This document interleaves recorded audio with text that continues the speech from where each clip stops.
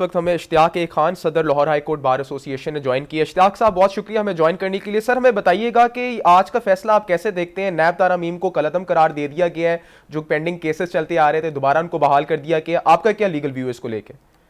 देखिए, हम पहले दिन से कहते हैं कि नैब तरामीम में जो तरामीम रिक्वायर्ड थी वो सुप्रीम कोर्ट ने ऑलरेडी अपनी जजमेंट्स दी हुई थी। उनके हवाले से जैसे नैब को नीचे बेल का इख्तियार दिया गया था, इस तरह की ये तरामीम रिक्वायर्ड थी, वो तो बनती थी तरामीम। लेकिन जिस तरह से इन्होंने तरामीम करके पूरा लॉ जो था वो एब्रोगेट कर दिया था, वो तो टेंटेड विद मैलिस था और अपने मुख्तलिफ केसेस में अपना आपको क्लियर करवाने के लिए ये सारी तरामीम की थी। ऐसा इशू जो था वो ऑलरेडी डिस्कस जब हुआ, जब आर्गूमेंट्स हुए, तो उसमें इस बात को बड़ा एम्फसाइज किया गया था कि ये जो नैब के मुल्जमान हैं, ये नैब के उन मुल्जमान को फ़ायदा देने के लिए, मुल्क में एहतसाब के अमल को सबोताज करने के लिए और एहतसाब के अमल को रोकने के लिए ये सारा का सारा तरामीम की हैं।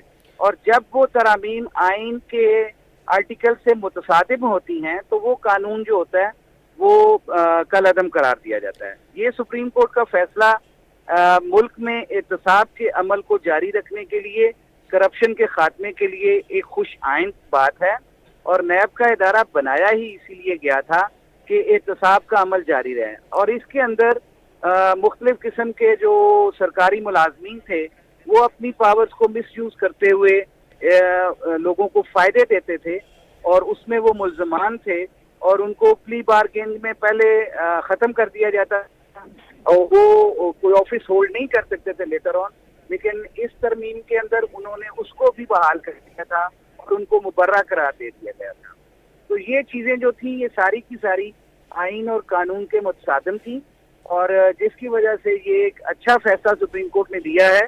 और अब इसका इम्पैक्ट यही होगा क्योंकि on the very first date of ये कहा गया था कि जितने नैब के केसेस हैं उनकी तफसील सुप्रीम कोर्ट को भेजी जाए और जिनके अंदर आपको पता है फर्द जुर्म लगने जा रही थी उनको अगले दिन जो था वजीर आजम का ओहद दिया जा रहा था, इसी तरह से किसी को वजीर आला का ओहद दिया जा रहा था। ये सारे के सारे मामला जो किए गए थे ये एक प्लान के तहत उन्होंने ये तरामीम की थी। लिहाजा ये मैं समझता हूँ कि मुल्क में आइन और कानून की बालादस्ती में एक अच्छा फैसला है और समवन शुड बी फिक्स्ड जो भी करप्शन के मामलात में इन्वॉल्व हो।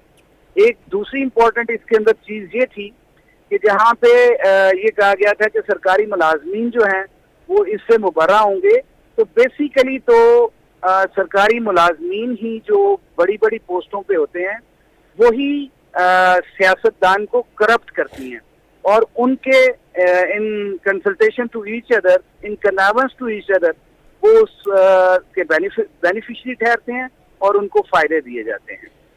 बिल्कुल इश्ताक साहब, हमने ये फैसला देखा 2-1 से आया, इख्तलाफी नोट सामने आया जस्टिस मंसूर अली शाह का। आगे तवक्को ये की जा रही कि मामला रिव्यू पिटिशन पे जाएगा, फिर आज रिटायर भी हो जाना है अनकरीब जस्टिस उमरता बंदियाल ने, तो फिर आगे जस्टिस काजी फाइज आएंगे, बेंच को शायद होल्ड करेंगे। आपको चीज़ें अगेन ओवरटर्न होती दिखाई देती हैं फ्यूचर में? देखिए, मैं समझता हूँ ये सुप्रीम कोर्ट का फैसला है, रिव्यू का हक हर शख्स के पास हासिल होता है, लेकिन वी डोंट एक्सपेक्ट कि काजी साहब कोई ऐसा फैसला करेंगे कि किसी को की तरह आजाद इजाजत दे देंगे कि वो एहतसाब के अमल को रोक दें। काजी साहब हिमसेल्फ जो हैं इस बात के बहुत बड़े दाई रहे हैं कि अक्रॉस द बोर्ड यहाँ पे एहतसाब होना चाहिए और अगर किसी को इन फैसलों से फायदा देने के लिए अगर ये सारा तरामीम बिल्कुल इश्तियाक खान साहब हमारे साथ ही रहिए।